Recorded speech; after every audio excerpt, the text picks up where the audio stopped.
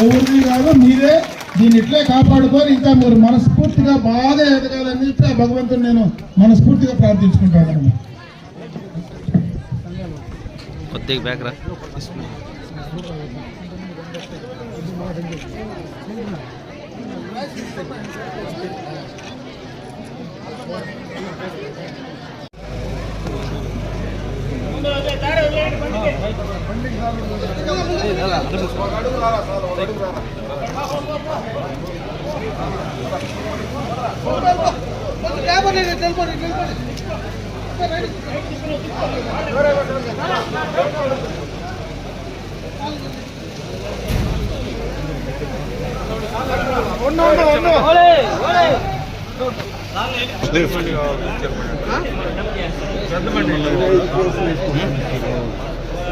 పంచాయతీ 15 రోజులకు ఒకసారి ఒక పంచాయతీ అంతే, నెలలో 2 సార్లు అనౌన్స్మెంట్ కూడా ఉంది, బైక్ కూడా ఉంది,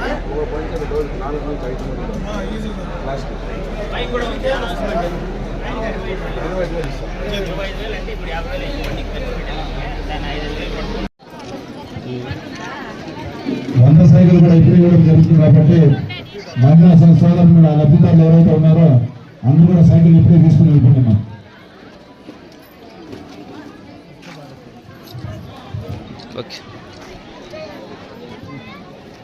ఇది అయిన తర్వాత స్వచ్ఛత ఉంది.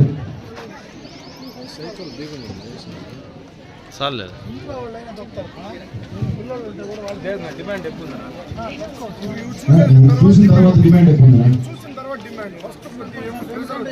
ఈజీగా పోవచ్చు కదా, ఈజీగా పోవచ్చు, కావాల్సిన ఇస్తారు. మళ్ళీ చంద్రబాబు నాయుడు గారు లాంటి నాయకత్వం కలిగినటువంటి వ్యక్తి ఈ రాష్ట్రానికి ఇంకా కొంతకాలం అధికారంలో ఉంటే ఇంకా సంక్షేమ కార్యక్రమాలు, అభివృద్ధి కార్యక్రమాలు చేయడానికి అవకాశాలు ఉంటాయి. అందుకే నేను మిమ్మల్ని కోరుకుంటున్నా, చంద్రబాబు నాయుడు లాంటి అనుభవం ఉండేటువంటి వ్యక్తికి ఇంకా కొంతకాలం మనము అవకాశం కల్పిస్తే ఖచ్చితంగా ఈ కార్యక్రమాలన్నీ కూడా మళ్ళీ గత ఏదైతే 1924 మధ్యలో జరిగినటువంటి విధ్వంసం జరగకుండా కాపాడుకోవడానికి అవకాశాలు ఉంటాయి. కాబట్టి చంద్రబాబు నాయుడు గారిని ఆశీర్వదించమని చెప్పి నేను ఈ సందర్భంగా మిమ్మల్ని అందరినీ కూడా కోరుకుంటూ, అది ఆయన రాజకీయాల కోసం కాకపోయినా మన భవిష్యత్తు కోసం, మన భావితరాల కోసం ఆయన నాయకత్వం ఈ రాష్ట్రానికి అవసరం. అందుకే మిమ్మల్ని అందరినీ కూడా ఆశీర్వదించమని చెప్పి నేను కోరుకుంటూ, ఈ రోజు ఈ కార్యక్రమాలన్నీ కూడా పూర్తిగా కూడా ఉపయోగించుకోమని మిమ్మల్ని మనస్ఫూర్తిగా కోరుకుంటూ, ఈరోజు స్వచ్ఛరథం కార్యక్రమం కూడా మరి కొంత చోట్ల కూడా ఇక్కడ ఓపెన్ చేయబోతా ఉన్నాం. అది కూడా ఒక పెద్ద కార్యక్రమం కింద ఈ రోజు ఈ రాష్ట్ర ప్రభుత్వం ప్రతిష్టాత్మకంగా క్లీన్ అండ్ గ్రీన్ కార్యక్రమాన్ని కూడా చేస్తా ఉంది. ప్రతి ఆఖరి శనివారాన మరి ముఖ్యమంత్రి చంద్రబాబు నాయుడు గారే స్వయాన ఆ కార్యక్రమాన్ని చేపట్టేటువంటి కార్యక్రమం ఉన్నారు. దానిపైన కూడా మనం అవగాహన కల్పించుకొని ఖచ్చితంగా మన పరిశుభ్రాలంతా కూడా పరిసర ప్రాంతాలంతా కూడా శుభ్రంగా ఉంచుకోవడానికి ప్రతి ఒక్కరూ, ముఖ్యంగా మహిళా సోదరిమణులు ముందుకు ఉండాలని చెప్పి మరొకసారి మీ అందరికి కూడా కోరుకుంటూ, ఈ రోజు నాకు ఈ అవకాశం కల్పించినటువంటి బైరెడ్డిపల్లి మండల సోదరిమణులకు, సోదరులకు అందరికీ కూడా హృదయపూర్వక నమస్కారాలు తెలియజేసుకుంటూ సెలవు తీసుకుంటాం. జై హింద్. ఆయన ముఖ్యమంత్రి అయిన తర్వాత ఆడబిడ్డలు ఇంట్లో వంట చేయాలంటే ఆ రోజు కట్టెల పొయ్యిలతో వంట చేసేవాళ్ళు. ఆ రోజు గ్యాస్ అంటే భయపడేవాళ్ళు. కట్టెల పొయ్యిలతో వంట చేస్తే మీ కండ్లు దెబ్బతింటాయి, ఆరోగ్యం దెబ్బతింటుందని ఆ రోజు దీపం పథకాన్ని ప్రవేశపెట్టింది తెలుగుదేశం ప్రభుత్వం, చంద్రబాబు నాయుడు గారు అని చెప్పి సందర్భంగా గుర్తు చేస్తా ఉన్నా. ఈ రోజు మళ్ళీ దీపం 2 కింద 3 సిలిండర్లు ఉచితంగా ఇస్తామని చెప్పారు. మళ్ళా మీకు 3 సిలిండర్లు ఉచితంగా ఇచ్చే కార్యక్రమాన్ని కూడా అమలు చేస్తా ఉంది ఈ యొక్క తెలుగుదేశం ప్రభుత్వమే, కూటమి ప్రభుత్వమే అని చెప్పి సందర్భంగా మీ దృష్టికి తెస్తా ఉన్నా. ఇదే కాదు, ఆ రోజు మహిళలందరికీ కూడా ఎన్నికలకు ముందు మీకు అందరికీ కూడా ఫ్రీ బస్సులో ఎవరు ఎక్కడికైనా తిరిగినా మీరు ఫ్రీగా ఇస్తానని చెప్పారు. ఆ రోజు చాలా మంది నవ్విన ఎగతాళి చేశారు. డాక్రా సంఘాలు పెట్టినప్పుడే నవ్వి ఎగతాళి చేసిన సందర్భాలు ఉన్నాయి. అని బ్యాగులు సంఖ్యలో వేసుకొని బ్యాంకుల చుట్టూ ఆఫీసుల చుట్టూ తిప్పుతా ఉన్నాడు చంద్రబాబు నాయుడు అని చెప్పి ఆ రోజు మాట్లాడినటువంటి సందర్భాన్ని గుర్తు చేస్తా ఉన్నా. మళ్ళా బస్సుల్లో వీళ్ళకు ఫ్రీగా ఇస్తే వీళ్ళు ఇంట్లో నుంచి మళ్ళా బయటకు తిరిగేదానికి వెళ్ళిపోతారని ఎగతాళి చేసినటువంటి వాళ్ళు ఈ రోజు మళ్ళా అదే సంఘాల ద్వారా అదే డబ్బులు వేల కోట్ల రూపాయలు మీ అకౌంట్ లోకి వస్తే మిమ్మల్ని దేహి నడుపుకునే పరిస్థితి ఈ రోజు ఆ కుటుంబంలో ఉందా లేదా మీరు ఆలోచించుకోమని చెప్పి సందర్భంగా మీ దృష్టికి తెస్తా ఉన్నా. ఈ రోజు ఉచిత బస్సు ఇప్పుడే బస్ షెల్టర్ గురించి కూడా మాట్లాడారు. ఇంతకు ముందు ఎప్పుడు నేను వచ్చినా మీకోట పోవాలంటే ఆ 4 రోడ్లలో ఎప్పుడు మనుషులు తక్కువ మంది అంతా మొగళ్లే కనపడేవాళ్ళు.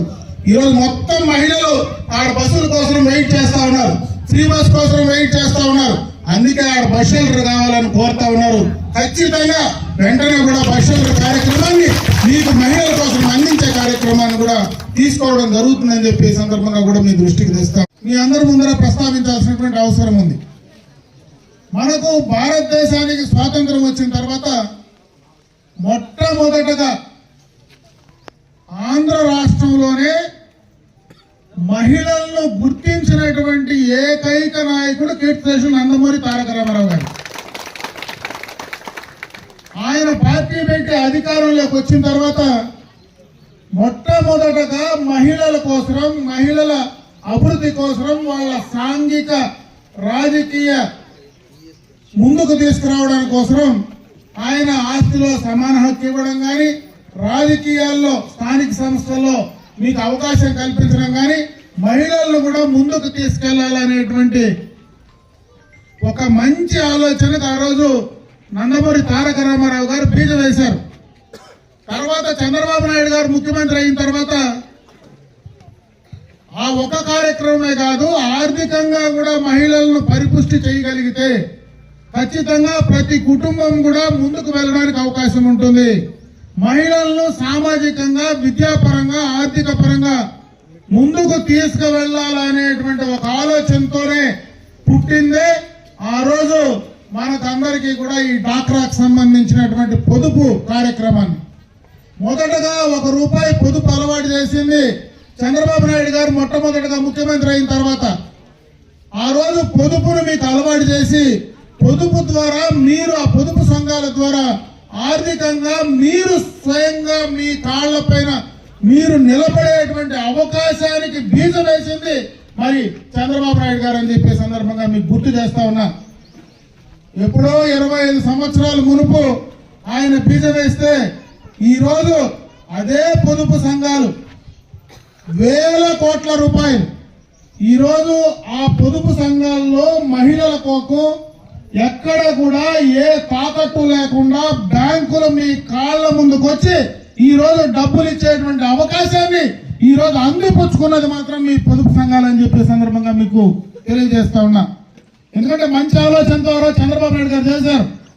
అయితే దాన్ని వాడుకున్నది, దాన్ని ఉపయోగించుకున్నది భారతదేశంలో ఒక్క ఆంధ్ర రాష్ట్రంలో ఉన్నటువంటి పొదుపు సంఘాలు, మహిళా సమాఖ్య సభ్యులే అని చెప్పి ఈ సందర్భంగా మీకు గుర్తు చేస్తా ఉన్నా. అందుకే ఈ రోజు కూడా దాదాపు బ్యాంకు లింకేజ్ నుంచి 28 లక్షలకు పైన ఈ రోజు మీకు చెక్ కూడా ఇచ్చే కార్యక్రమాన్ని తీసుకున్నారు. ఒక 28 లక్షలు కాదు, 28 కోట్లు కాదు, మీరు ఎంత కావాలంటే అంత ఇచ్చేటువంటి అవకాశాన్ని ఈ రోజు మీరు అందిపుచ్చుకున్నారు. దీన్ని దృష్టిలో పెట్టే ఈ రోజు చంద్రబాబు నాయుడు గారు చాలా కార్యక్రమాలు మీకోసం చేస్తా ఉన్నారు. ఎన్నికలకు ముందు ఆయన ఒక మాట చెప్పారు, మేము అధికారంలోకి వస్తానే మీకు సూపర్ 6 పథకాల్లో మహిళలకు ఇవి చేస్తామని. తల్లికి వందనం కార్యక్రమం ఆ రోజు పెట్టుంటే ఆ బిడ్డకే అవకాశం ఇచ్చేవాళ్ళు. ఈ రోజు ఎంతమంది బిడ్డలున్నా అంతమందికి తల్లికి వందనం మేము ఇంప్లిమెంట్ చేస్తామని ఎన్నికలైన తర్వాత మీ అకౌంట్ లో వేసింది ఈ కూటమి ప్రభుత్వం, చంద్రబాబు నాయుడు గారు అని చెప్పే సందర్భంగా మీ దృష్టికి తెస్తా ఉన్నారు. ఇంకొక పెద్ద ఆలోచన చేస్తా ఉన్నారు. ప్రతి మహిళను ప్రతి ఇంట్లో ఒక మహిళా పారిశ్రామికవేత్తగా తయారు కావాలా. ఆ గ్రూపుల్లో మీరు తయారు చేసేటువంటి ఏ వస్తువైనా, మీరు పండించేటువంటి ఏ కార్యక్రమమైనా మీరు బిజినెస్ చేసుకొని వ్యాపారం చేయాలంటే మీకు ఆన్లైన్ లో ఆ సౌలభ్యం కలిగించి దాని ద్వారా మిమ్మల్ని అందరినీ కూడా పారిశ్రామికవేత్తలుగా ఎదిగించాలనేటువంటి కార్యక్రమాన్ని బీజం వేశారు. ఖచ్చితంగా కేంద్ర రాష్ట్ర ప్రభుత్వాలు కలిసి ఈ యొక్క లఖ్పతి దీదీ కార్యక్రమాన్ని అమలు చేసేటువంటి కార్యక్రమాన్ని కూడా తీసుకోబోతా ఉన్నాం. ఇది కూడా ఒక మంచి కార్యక్రమం. రేపు మళ్ళా మార్చిలో ఒక పెద్ద కార్యక్రమం విద్యాలక్ష్మి పొదుపు లక్ష్మి కార్యక్రమాన్ని కూడా శ్రీకారం చుట్టబోతా ఉన్నారు. ఇవన్నీ కూడా మహిళల కోసం, ఇవన్నీ కూడా ఈ కార్యక్రమాలన్నీ కూడా అమలు చేసే దాంట్లోనే ఈ చంద్రబాబు నాయుడు గారు ముందున్నారు. నేను ఎందుకు ఈ విషయాలన్నీ చెప్తా ఉన్నానంటే, మొట్టమొదటగా భారతదేశంలో చంద్రబాబు నాయుడు గారు ఒక్కరే మహిళలను అన్ని రంగాల్లో ముందుకు తీసుకువెళ్లాలా అనేటువంటి ఒక ఆలోచనతో ఈ రోజు ఈ కార్యక్రమాలన్నీ చేస్తా ఉన్నారు. వాటిని అందిపుచ్చుకొని మీరు ఇంకా ముందుకు ఎదగాలని చెప్పి నేను ఈ సందర్భంగా కూడా ఈ కార్యక్రమాలన్నీ కూడా ఉపయోగించుకొని మీరు పైకి రావాలని చెప్పి మేమందరం కూడా మనస్ఫూర్తిగా కూడా కోరుకుంటా ఉన్నాం. ఆ కార్యక్రమాలన్నీ కూడా మీరు ఉపయోగించుకోమని చెప్పి ఈ సందర్భంగా మీ అందరి దృష్టికి తెస్తా ఉన్నాం. ఎందుకంటే ఈరోజు రాజకీయాల్లో చాలా మంది చాలా విషయాలు మాట్లాడొచ్చు, ఎవరైనా ఏమైనా నోటుకొస్తే ఏదైనా మాట్లాడొచ్చు. కాకపోతే ఏ ప్రభుత్వంలో ఏ కార్యక్రమాన్ని చేశారు, ఎవరు అధికారంలో ఉండగా వీటికి బీజాలు వేశారు, ఎవరు అధికారంలో ఉన్నప్పుడు ఈ యొక్క మహిళల కోసం సాధికారత కోసం ఎవరు ముందుకు పనిచేశారనేది మేము చెప్పేదానికంటే మీరు దా యొక్క లబ్ధి పొందిన వాళ్ళు ఆ కార్యక్రమాన్ని మీరు ఉపయోగించుకునే వాళ్ళు మీకు బాగా అర్థమవుతుంది. కాబట్టి ఆ కార్యక్రమాన్ని తీసుకోండి అని చెప్పి సందర్భంగా మీ అందరి దృష్టికి తెస్తా ఉన్నా. ఈరోజు ఏదైతే ఈ కూటమి ప్రభుత్వం చేసేటువంటి ఈ యొక్క సంక్షేమ కార్యక్రమాలు ఉన్నాయో, ఈ సంక్షేమ కార్యక్రమాలు చేయడానికి కూడా ఎన్నో ఇబ్బందులు ఉన్నాయి. గత ప్రభుత్వం చేసినటువంటి ఆర్థిక విధ్వంసాలు ఉన్నాయి. గత ప్రభుత్వం చేసినటువంటి తప్పుల వల్ల ఈ రాష్ట్రం పూర్తిగా కూడా ఆర్థిక పరంగా నష్టపోతే దాన్ని తిరిగి గాడిన పెట్టి మళ్ళా ఆ కార్యక్రమాలను ముందుకు కొనసాగించుకుంటా పోయేటువంటి ఈ ప్రభుత్వం ఖచ్చితంగా ఒక పద్ధతి ప్రకారం రాబోయే కాలంలో ఇంకా ముందుకు తీసుకెళ్ళడానికి ఒక పక్క ఏదైతే మహిళా సాధికారత కావచ్చు, ఈరోజు సంక్షేమ కార్యక్రమాలు కావచ్చు, అభివృద్ధి కార్యక్రమాలు కావచ్చు, ఇవన్నీ సక్రమంగా జరగాలంటే ఈ రాష్ట్రానికి ఒక స్థిరమైనటువంటి నాయకత్వం ఉండాలా. ఎందుకంటే 14-19 చంద్రబాబు నాయుడు గారు ఏ కార్యక్రమాలు చేశాడో 19-24 మధ్యలో ఉన్నటువంటి ప్రభుత్వం అప్పటి ముఖ్యమంత్రి జగన్మోహన్ రెడ్డి గారు చేసినటువంటి తప్పుడు విధానాల వల్ల, ఆ విధ్వంసం వల్ల రాష్ట్రం పూర్తిగా కూడా నాశనం అయిపోయేటువంటి పరిస్థితి ఉంది. రాష్ట్రం అంటేనే భయపడి పారిపోయేటువంటి పరిస్థితి పెట్టుబడిదారులకు పారిశ్రామికవేత్తలకు ఉంది. అందుకే ఆ యొక్క 5 సంవత్సరాలు ఎన్ని ఇబ్బందులు పడ్డామో అందరికీ కూడా తెలుసు. ఆ ఇబ్బందులు పడ్డారు కాబట్టే ప్రజలు ఈ రోజు ఈ రాష్ట్రంలో ఇన్ని సీట్లు ఈ కూటమి ప్రభుత్వానికి ఇచ్చి గెలిపించినారంటే మీరు పడినటువంటి కష్టాలు ఇబ్బందుల వల్లనే ఆ ప్రభుత్వం వద్దు, ఈ కూటమి ప్రభుత్వం ఉంటేనే మనకు న్యాయం జరుగుతుందనేటువంటి నమ్మకంతోనే ఈ రోజు 164 సీట్లతో మీరు గెలిపించినటువంటి సందర్భాన్ని ఒకసారి గుర్తు చేస్తా ఉన్నా.